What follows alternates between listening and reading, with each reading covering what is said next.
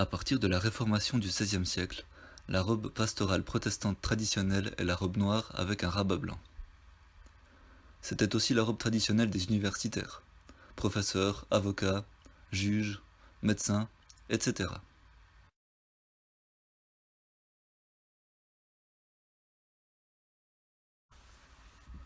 La Réforme ayant entrepris un immense effort pour revaloriser la prédication et l'enseignement de la parole de Dieu, les pasteurs ont continué de porter la robe noire, qui mettait en valeur le fait qu'ils étaient avant tout des prédicateurs et des enseignants de la parole de Dieu.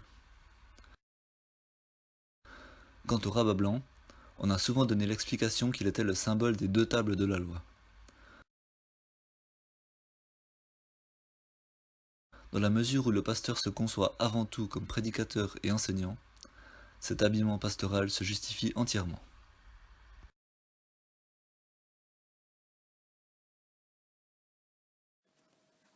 Mais depuis une soixantaine d'années, le protestantisme a aussi passé par tout un renouveau de la liturgie où le pasteur ne se voit plus seulement comme un prédicateur et un enseignant, mais comme célébrant de la liturgie dans laquelle la Sainte Seine doit retrouver une place beaucoup plus importante, et notamment chaque dimanche conformément à la tradition la plus ancienne et la plus universelle de l'Église.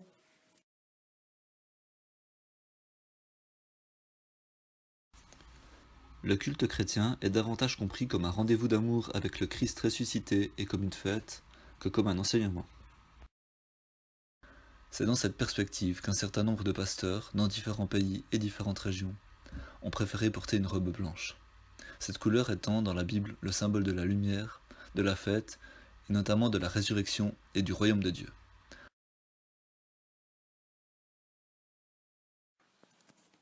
Il est à noter que le blanc n'est pas une couleur, mais la synthèse de toutes les couleurs. On peut aussi porter par-dessus la robe blanche une étole avec la couleur liturgique adaptée au temps de l'année.